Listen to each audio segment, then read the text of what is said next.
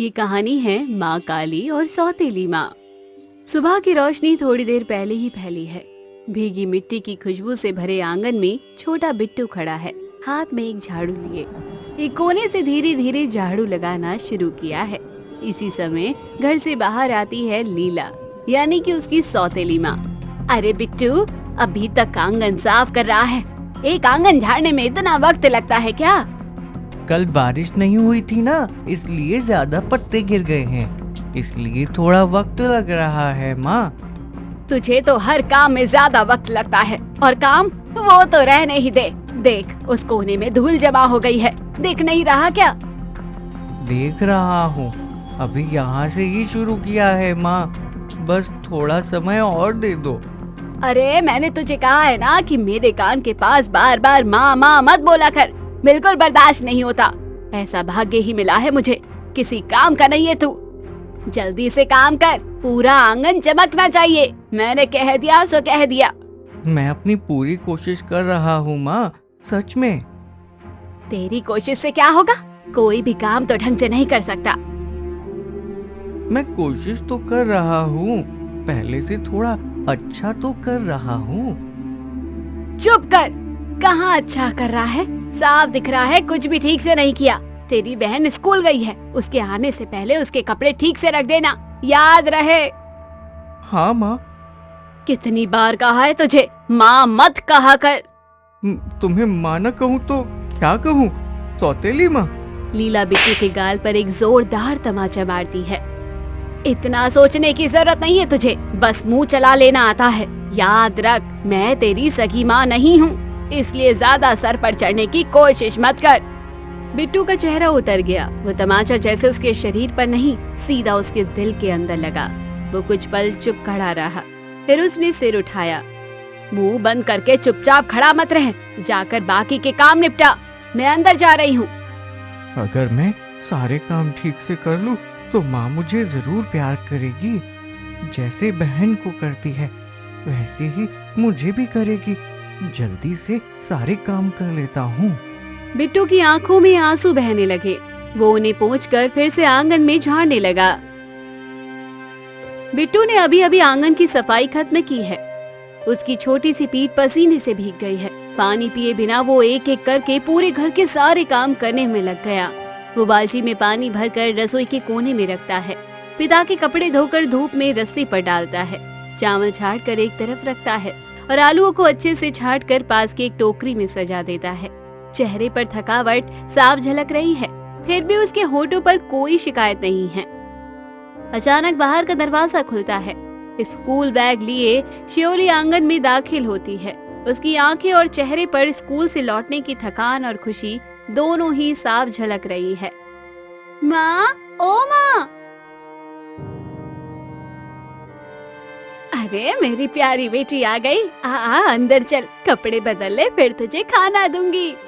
लीला श्योली के सिर पर हाथ फेरते हुए उसे प्यार से घर के अंदर ले जाती है, लेकिन तभी अचानक उसकी आवाज का लहजा बदल जाता है, जैसे उसे स्नेह भरे सुर में कड़वाहट घुल गई हो।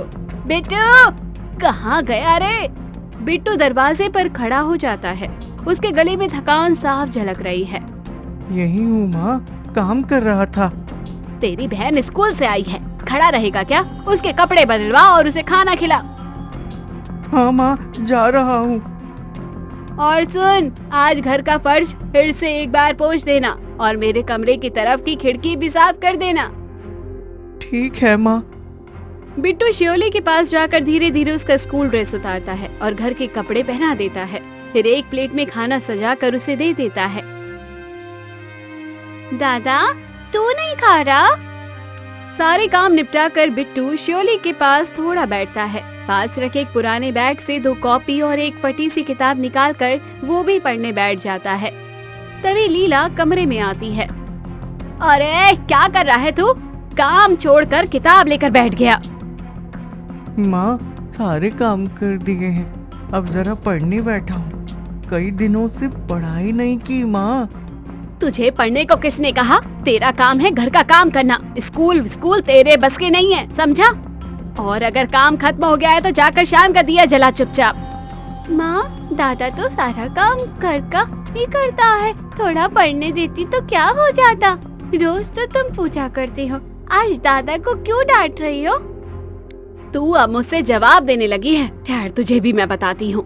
इतना कहकर लीला श्योली का कान मरोड़ देती है। श्योली दर्द से चिल्ला उठती है और बिट्टू बेबस आंखों से ये सब देखता रहता है।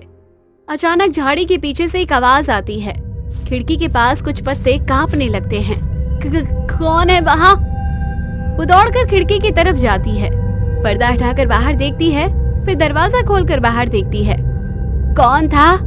बिट्टू भी कमरे से बाहर आ जाता है। अरे कौन था? पता नहीं, कोई दिखा तो नहीं। खैर, जो काम तुझे करने को कहा था, जा अब वो कर। बिट्टू ठाकुर घर की तरफ चला जाता है। दिन इसी तरह बीत रहे थे। मार खाकर, अपमान सहकर भी बिट्टू ने कभी हार नहीं मानी। वो हर दिन घर के सारे काम हंसते हुए करता। बस एक ही ख्वाहिश थी, काश थोड़ा पढ़ने को मिल जाता। दिन बीतते रहे।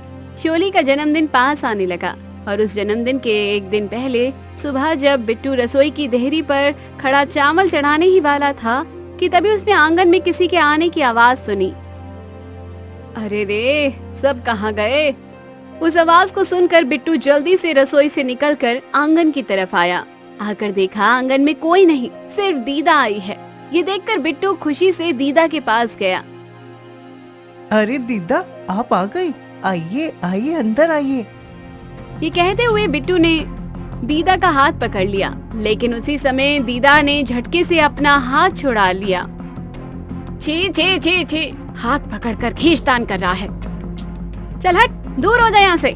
दीदा दीदा करके मेरे पास चला आया, जैसे मेरा अपना ही नाती हो। कोई और काम नहीं, बस खा पीकर यही रह गया है। इतने में श्योली दौड़कर कमरे से बाहर आई और दादी को देखकर खुशी से भागकर उनके पास आई। दीदा, आप आ गई? आई आई। अरे देखो, दीदा आ गई है। श्योली की आवाज सुनकर लीला जल्दी से कमरे से बाहर आई और अपनी माँ को देखकर बहुत खुश हो गई। श्योली दादी को देखकर घर के अंदर ले गई। लीला ने बिट्टू को आदेश दिया। अरे खड़े खड़े क्या देख रहा है? दीदा का सामान अंदर पहुंचा दे, जा। ये कहकर लीला घर के अंदर चली गई और बिट्टू बड़ी मुश्किल से भारी सामानों को खींचते हुए अंदर ले गया। अगली सुबह श्योली का जन्मदिन था। सुबह सुबह ही घर में तैयारियां शुरू हो गई। लीला कमरे से निकलकर आंगन में आई और बिट्टू को आवाज लगाई। बिट्टू, बिट्टू, कहाँ गया तू फिर सुबह सुबह? बिट्टू आंगन की ओर जाता है। यही हूँ माँ, बोलो। सुन, सुबह सुबह तेरे पापा ने दूध दुआ है। देख, गौशाला में रखा है। श्योली का जन्मदिन है, खीर बनाना है। जा जाकर दूध ले आ। अच्छा, जा रहा हूँ अभी। और सुन, सावधानी से लाना, बहुत सारा दूध है। बिट्टू भारी बाल्टी उठाकर जैसे तैसे आगे बढ़ता है, लेकिन वजन संभाल नहीं पाता और गिर पड़ता है। सारा दूध जमीन पर गिर जाता है। उसके पैर में से काफी चोट लग जाती है। इस आवाज को सुनकर लीला घर से बाहर निकल कर आती है। अरे बर्बाद कर दिया सब कुछ, तबाह कर दिया तूने। ये क्या कर दिया तूने? सारा दूध गिरा दिया। इतनी जलन है तुझे अपनी बहन से कि उसके जन्मदिन की खीर भी नहीं बनने दी। माँ, ये आप क्या कह रही हो? यकीन करो, मैंने बहन की खीर का दूध कभी नष्ट नहीं करना चाहता। वो बहुत भारी था, इसलिए। भारी था तो तू जा यहाँ से, मेरी आंखों से दूर हो जा। तेरा जन्म ही एक गलती था। इतने में श्यामलाल अपने कमरे से बाहर आता है। क्या हुआ लीला, इतना चिल्ला क्यों रही हो? आओ, खुद अपनी आँख से देखो, तुम्हारा बेटा सारा दूध गिरा दिया है। अब पायस खीर नहीं बन पाएगा। इस लड़के ने तो काम ही खराब कर दिया, एक काम नहीं होता। अरे वो तो छोटा है, वजन संभाल नहीं पाया होगा। तुम इतना गुस्सा क्यों हो रही हो? छोटा नहीं है कुछ, जानबूझकर किया है। तुम मत ढकने की कोशिश करो उसकी गलती को। मैं तो बस। चुप रहो, बिल्कुल चुप। सुबह सुबह ये झंझट अब मुझसे सहा नहीं जाता। क्या रे, बैठा क्यों है अब तक? यहीं बैठा रहेगा पूरे दिन? निकल जा मेरी आंखों के सामने से। अरे उठेगा कैसे? देख नहीं रही हो उसके पैर में कितना गहरा कट गया है, खून निकल रहा है। सब नाटक है। जरा सी भी खरोच लगते ही दर्द का नाटक शुरू कर देता है। क्या मैं समझती नहीं? समझ गया, तुम्हारे दिल में उसके लिए कोई ममता या दया नहीं है। ठीक है, मैं देख लूंगा। तुम अंदर जाओ, ज्यादा दयालु बनने की जरूरत नहीं है, मैं खुद सब संभाल लूंगी। इसके बाद लीला बिट्टू को घसीटते हुए उठाती है। सुन ले, एक बार साफ साफ कह रही हूँ, आज सुबह जो तूने किया है उसके लिए तुझे सजा मिलेगी। आज पूरा दिन तुझे खाने को नहीं मिलेगा। ठीक है माँ, मैं नहीं खाऊंगा, लेकिन अभी बस थोड़ा सा पानी दे दो। पानी? पहले तो जो काम बचे हैं वो खत्म कर, उसके बाद ही पानी मिलेगा। और सुन ले, आज पूरा दिन सिर्फ पानी पीकर ही रहना पड़ेगा, याद रख। ठीक है माँ, मैं तुम्हारी बात मानकर सारे काम पूरे कर दूंगा, फिर ही पानी पीऊंगा। लीला फिर से घर के अंदर चली जाती है। उधर झाड़ियों के पीछे से एक सियार झांकता है। बिट्टू फिर चुपचाप बाकी काम करने के लिए घर के अंदर चला जाता है। वो सियार भी वहां से चला जाता है। धीरे धीरे मेहमान आने लगते हैं। श्योली सभी को मुस्कान के साथ स्वागत कर रही है। उसका चेहरा खुशी से चमक रहा है। फिर श्योली केक काटती है। चारों ओर तालियों की गूंज है और खुशी की लहर दौड़ रही है। सब लोग खाना खा रहे हैं, हंस रहे हैं, बातें कर रहे हैं। रात गहराती जाती है। एक एक करके सभी विदा लेते हैं। लीला मेहमानों को विदा देने बाहर चली जाती है। उधर बिट्टू, जो पूरे दिन बिना कुछ खाए लगातार काम करता रहा, थक हार कर अपने कमरे में आकर चुपचाप बैठ जाता है। सन्नाटा है कमरे में, सन्नाटा है उसके मन में। माँ, दादा को पूरे दिन कुछ भी खाने को नहीं दिया। अब माँ बाहर गई है। मैं ये केक का टुकड़ा छुपाकर दादा को दे आती हूँ। श्योली एक टुकड़ा केक उठाती है, सावधानी से उसे कागज में लपेट देती है। फिर दरवाजे की दरार से झांक कर देखती है कि माँ बाहर है। वो धीरे धीरे कदमों से दादा के कमरे की ओर बढ़ती है। फिर वहाँ से एक छोटी सी माँ काली की मूर्ति निकालता है। उसे अपने सीने से लगाकर आंखें बंद कर लेता है। आंखें बंद करते ही बिट्टू के सामने माँ का चेहरा तैरने लगता है। वो दिन फिर लौट आता है जब उसकी माँ श्रद्धा से पूजा कर रही थी। ले प्रसाद खा, मैंने माँ काली से कितनी मिन्नतें मांगी थी तुझे पाने के लिए। माँ ने ही तुझे दिया है। अब तू बड़ा होगा, अच्छा इंसान बनेगा। तुम ये सब क्यों कह रही हो माँ? तुम नहीं रहोगी मतलब? कहाँ जाओगी तुम? नहीं नहीं, मैं कहीं नहीं जा रही, ऐसे ही बोल दिया। माँ बेटे को डर किस बात का? कहाँ जाऊंगी मैं तुझे छोड़कर? माँ उसके हाथ में एक छोटी सी काली माँ की मूर्ति थमा देती है। इसे हमेशा अपने पास रखना, जब कोई मुसीबत आए तो माँ तुझे बचाएगी। ठीक है माँ, रखूंगा। वो सब याद करके बिट्टू की आंखों में आंसू बहने लगते हैं। हाथ में पकड़ी मूर्ति को वो सीने से कसकर लगाकर चुपचाप बैठा रहता है। ठीक उसी वक्त दरवाजे के पास श्योली खड़ी होती है। दादा, ये तुम्हारे लिए लाई हूँ केक। मुझे पता है तुमने पूरे दिन कुछ नहीं खाया। माँ अभी बाहर गई है, इसलिए मैं छुप कर लाई हूँ। खा लो ना दादा, अगर नहीं खाओगे तो मुझे दुख होगा। तू मेरे लिए लाई है? हाँ, तुम तो मेरे दादा हो। अगर आज तुम नहीं खाओगे तो मेरा जन्मदिन कैसे पूरा होगा?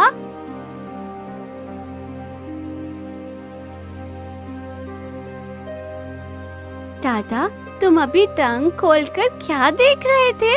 इस ट्रंक में माँ की कुछ चीजें थी रे, वो ही देख रहा था। बिट्टू ट्रंक से माँ काली की छोटी सी मूर्ति निकालकर श्योली को दिखाता है। ये माँ ने मुझे दी थी, देख, जब मैं बहुत छोटा था। मूर्ति देखकर श्योली की आंखों में चमक आ जाती है। वो खुशी से कहती है, दादा, ये मैं लूंगी ना, मुझे दे दो। तू इसे लेना चाहती है? हाँ दादा। श्योली ने कभी भी बिट्टू से कुछ नहीं मांगा था। ये पहली बार था, लेकिन ये मूर्ति उसके लिए जान से भी प्यारी थी, क्योंकि उसमें जुड़ी थी उसकी माँ का स्नेह, आशीर्वाद और प्यार। मगर श्योली ने तो आज पहली बार कुछ मांगा, वो कैसे मना करता? ठीक है, मैं तुझे ये दे रहा हूँ, लेकिन एक शर्त पर। क्या शर्त? खबरदार, माँ को कुछ मत बताना। माँ जब से इस घर में आई है तब से काली पूजा बंद करवा दी है। तब से इस घर में काली माँ की कोई मूर्ति भी नहीं है। लेकिन दादा, माँ काली ने पूजा क्यों बंद कर दी? क्योंकि मेरी माँ काली माँ की बहुत बड़ी भक्त थी। नई माँ चाहती थी कि पुरानी सारी यादें मिट जाएं। माँ के हाथ से लाई गई बड़ी सी काली माँ की मूर्ति भी एक दिन उसने नदी में बहा दी थी। तब से काली पूजा बंद है। अच्छा ठीक है, मैं इसे छुपा कर रखूंगी, किसी को नहीं बताऊंगी। ये कहकर श्योली माँ काली की छोटी मूर्ति को सीने से लगाकर कमरे से बाहर निकल जाती है। उसके बाहर निकलते ही श्योली हर दिन छिपकर उस मूर्ति के सामने धूप जलाती।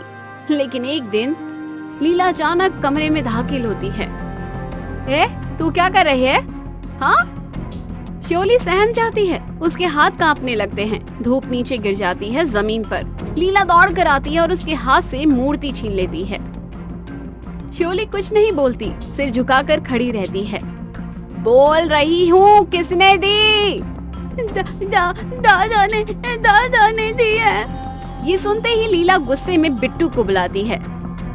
बिट्टू आकर खड़ा होता है। तेरी तो हद हो गई है, किस हक से तूने ये मूर्ति अपनी बहन को दी है? माँ, बहन ने मांगा था, जन्मदिन के दिन कुछ मांगा था उसने, मैं कैसे मना करता। बिट्टू की बात खत्म होने से पहले ही लीला उसे एक जोरदार थप्पड़ मार देती है। तेरी ज्यादा हिम्मत बढ़ गई है ना? खाना बंद कर दिया फिर भी अकल नहीं आई। आज पूरी रात अकेला इसी कमरे में रहेगा। ये कहकर बिट्टू को एक बंद कमरे में धकेलकर वहाँ से दरवाजा वो बंद कर देती है। लीला माँ काली की मूर्ति को आंगन के एक कोने में फेंक देती है। वो श्योली को देखकर कमरे के अंदर चली जाती है। लीला ने सोचा था कि सुबह उठकर उस मूर्ति को वो नदी में बहा देगी, लेकिन सुबह उठकर वो देखती है कि मूर्ति आंगन में नहीं है। बिट्टू जैसे ही दरवाजा खोलता है, चारों तरफ मूर्ति को खोजने लगता है। कहाँ गई? कहाँ रखी तुमने माँ को? कहाँ? अच्छा ही हुआ, एक मुसीबत से छुटकारा मिला। बिट्टू उस दिन भी हमेशा की तरह सारे काम करता है। लीला उसे एक पल के लिए भी आराम नहीं करने देती। उधर शाम ढलने लगती है। कमरे में बैठकर लीला और उसकी माँ गपशप में मग्न हैं। तभी श्योली को याद आता है। चलो अब मूर्ति को ढूंढती हूँ, कहाँ जाएगी? शायद आंगन में ही किसी कोने में पड़ी हो, दादा की नजर नहीं पड़ी होगी। श्योली आंगन में आ जाती है। मूर्ति की तलाश में इधर उधर घूमने लगती है। तभी झाड़ियों के पीछे से अचानक एक सियार निकल कर आता है। अरे माँ, माँ! वो भागने की कोशिश करती है, लेकिन उससे पहले ही शियार छलांग लगाकर उसके पैर में काट लेता है। माँ बचाओ! वो चीखती है, लेकिन कमरे के अंदर कोई कुछ नहीं सुन पाता। सब लोग बातों में इतने मग्न हैं, पर बिट्टू वो आवाज सुनकर दौड़कर बाहर निकल आता है। बहन, तुझे क्या हुआ? वो देखता है कि सियार श्योली को घसीट कर ले जा रहा है। बिट्टू कुछ नहीं सोचता, बस दौड़ पड़ता है श्योली के पीछे। सियार श्योली को लाकर माँ काली के मंदिर के सामने फेंक देता है। माँ, तू तो जानती है श्योली मुझसे कितना प्यार करती है। वो तो तुझे रोज धूप दिखाती थी माँ, सुबह शाम पूजा करती थी। फिर उसके साथ ऐसा अन्याय क्यों? उसने तो कुछ भी नहीं किया माँ। सियार अब धीरे धीरे श्योली का पैर छोड़ देता है। फिर वो उठकर मंदिर की ओर बढ़ता है। जमीन पर श्योली लहूलुहान होकर बेसुध पड़ी रहती है। उधर लीला और उसकी माँ बातों में मग्न थी। तभी अचानक देखती है कि श्योली के कमरे का दरवाजा खुला है। अरे माँ, दरवाजा तो खुला है, श्योली कहाँ गई? दोनों घर की ओर दौड़ पड़ते हैं। कमरा खाली, बिट्टू भी नहीं है। समझ गई, वो शैतान मेरी बेटी को कहीं ले गया होगा। आज तो मैं उसे सबक सिखाकर ही रहूंगी, बस एक बार हाथ लग जाए। लीला निकल पड़ती है अपनी बेटी को ढूंढने। ढूंढते ढूंढते पहुंच जाती है उस पुराने मंदिर के पास। मंदिर के सामने श्योली को पड़ा देख वो चीख उठती है। तूने मेरी बेटी को मार डाला, तूने ही उसे घसीटते हुए इस काली मंदिर तक फेंका ना। वो दौड़ती हुई बिट्टू के पास जाती है और उसे थप्पड़ मारने ही वाली थी कि तभी सियार की दहाड़ सुनाई देती है। सियार को देखकर वो चौंक जाती है। मंदिर के चबूतरे पर वो बैठा है। लीला डर के मारे श्योली को गोद में उठाती है। जब ये शियार यहाँ है, तब आज कोई ना कोई तो जरूर मरेगा। वो ही मरे, मैं अपनी बेटी को लेकर भागती हूँ। ठीक उसी पल आकाश में बिजली गिरती है। चारों ओर तूफान की गर्जना, पत्ते उड़ने लगते हैं, रोशनी मंद पड़ जाती है और बिजली की चमक में दिखता है वो सियार जो धीरे धीरे अपना रूप बदलता है और बन जाता है माँ काली। नहीं नहीं नहीं, ये मैं क्या देख रही हूँ? तेरे पाप का घड़ा भर चुका है लीला। बिट्टू की माँ मर गई थी, लेकिन बिट्टू के लिए मेरी करुणा है, मेरा प्यार है। मैं उसकी दूसरी माँ थी और रहूंगी। आज तूने अपने अहंकार, अपनी क्रूरता और शत्रुता से जो कुछ भी किया है, उसका दंड तुझे मिलना ही चाहिए। तूने बहुत अन्याय किया है, अब और नहीं। माँ काली ने लीला को श्राप दिया, आज से तेरा दाहिना हाथ हमेशा के लिए सुन्न हो जाएगा। जब तक तेरा हृदय पूरी तरह पाप से मुक्त ना हो जाए, तब तक तू ही जीवित रहेगी। इस तरह कि तू मेरे किसी भी संतान पर फिर से कभी हाथ नहीं उठा सके, उसका मैंने प्रबंध कर दिया है। लीला हाथ उठाना चाहती थी, लेकिन हाथ नहीं उठा पाती। उसकी आंखों के सामने उसका हाथ धीरे धीरे सुन्न हो जाता है। श्योली पर मेरा कोई क्रोध नहीं है, केवल उस पापिन के पाप का घड़ा भरने पर उसे दंड देने के लिए मुझे ये उपाय अपनाना पड़ा। इसलिए श्योली को मैं ऐसे ही ठीक कर दूंगी। माँ काली का आशीर्वाद की मुद्रा से वो हाथ उठाती है। उस हाथ से एक प्रकाश की किरण निकलकर श्योली के शरीर पर गिरती है। श्योली धीरे धीरे उठकर बैठ जाती है। उसकी आंखों में फिर से रोशनी लौट आती है और उसी पल लीला की आंखों के सामने उसका हाथ पत्थर जैसा कठोर हो जाता है। वो रोने लगती है। माँ काली के सामने खुद को समर्पित करना चाहती है, लेकिन वो हाथ सुन उठा नहीं पाती। माँ काली, मुझे क्षमा कर दो माँ, मुझे नहीं पता था। माँ काली चुप रहती है, कुछ नहीं कहती, केवल गंभीर दृष्टि से देखती है। फिर अचानक एक तेज प्रकाश में वो विलुप्त हो जाती है। चारों ओर अंधेरा छा जाता है, तूफान थम जाता है और वहाँ शांत रूप से घिरा रहता है। वही छोटी सी मूर्ति जो बिट्टू की माँ ने उसे दी थी, वो अपने पास रखता है। तो दोस्तों, कहानी यहीं खत्म होती है। कैसी लगी कमेंट बॉक्स में जरूर बताइए। चैनल को अभी तक सब्सक्राइब नहीं किया तो जरूर कर लीजिए।